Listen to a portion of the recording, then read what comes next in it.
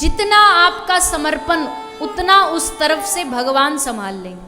अगर आपका समर्पण 50% है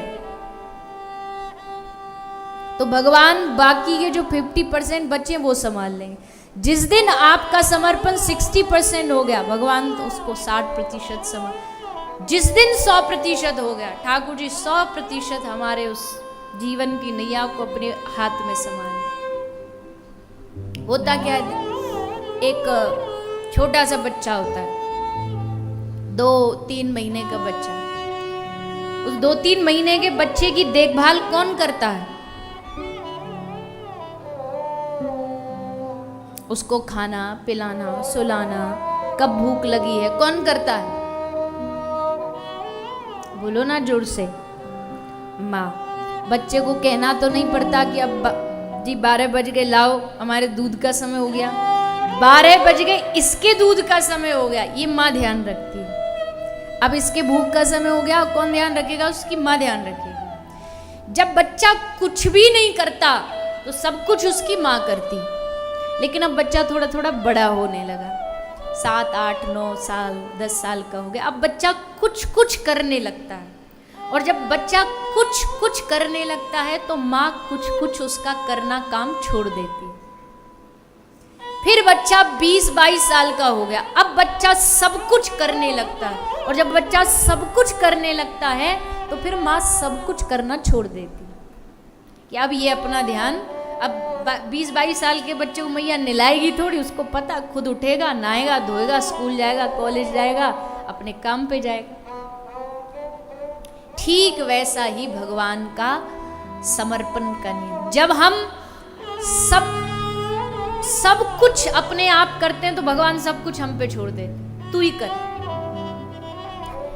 लेकिन जब हम कुछ कुछ करते हैं और कुछ कुछ भगवान पे छोड़ देते हैं, तब भगवान फिर कुछ कुछ थोड़ा थोड़ा संभालने लग जाते हैं। और जिस दिन हम सब कुछ भगवान पर छोड़ देंगे ना, उस दिन सब कुछ भगवान अपने आप ही संभालने लगेंगे।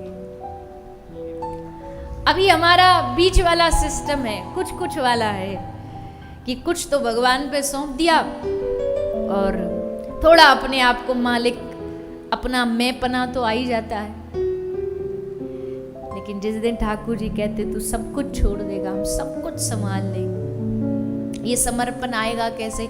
धीरे धीरे, सनेह सनेह, धीरे धीरे। जब हम भगवान की कथा सुनते हैं, जब हम गुरुओं के सानिध्य में रहते, जब हम संतों के संपर्क में रहते, तब समझ में आता भैया ये बेकार का बोझा ढो रहे थे आज तक जितना ढो रहे थे।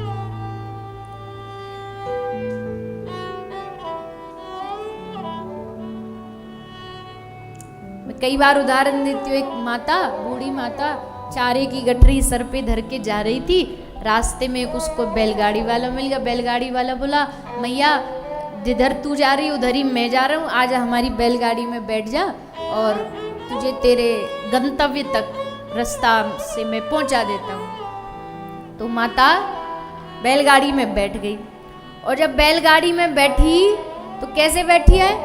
वो चारे की गठरी सर पे रख करके बैठी है बैलगाड़ी में।